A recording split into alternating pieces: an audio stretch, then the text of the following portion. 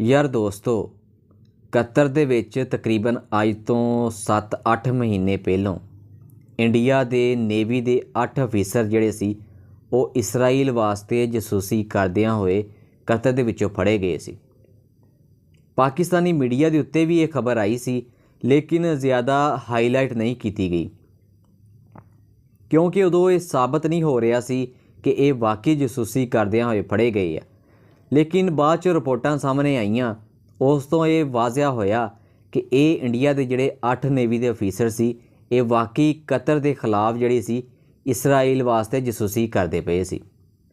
ਦੋਸਤੋ, ਤੁਸੀਂ ਹੁਣ ਹੈਰਾਨ ਹੋਵੋਗੇ ਕਿ ਇਹ ਜਿਹੜੇ 8 ਨੇਵੀ ਦੇ ਅਫੀਸਰ ਕਤਰ ਦੇ ਵਿੱਚ ਕਰਦੇ ਕੀ ਪਏ ਸੀ। ਦਰਅਸਲ ਇਹਦੇ ਬਾਰੇ ਤੁਹਾਨੂੰ ਮੈਂ ਦੱਸਦਾ ਜਾਵਾਂ ਕਿ ਕਤਰ ਦੁਨੀਆ ਦਾ ਇੱਕ ਇੱਦਾਂ ਦਾ ਮੁਲਕ ਵਾ ਜਿਹਦੀ ਆਬਾਦੀ ਜਿਹੜੀ ਆ ਬਹੁਤ ਥੋੜ੍ਹੀ ਆ। ਕਤਰ ਦੇ ਕੋਲ ਕੋਈ ਮਜ਼ਬੂਤ ਫੌਜ ਵੀ ਨਹੀਂ ਆ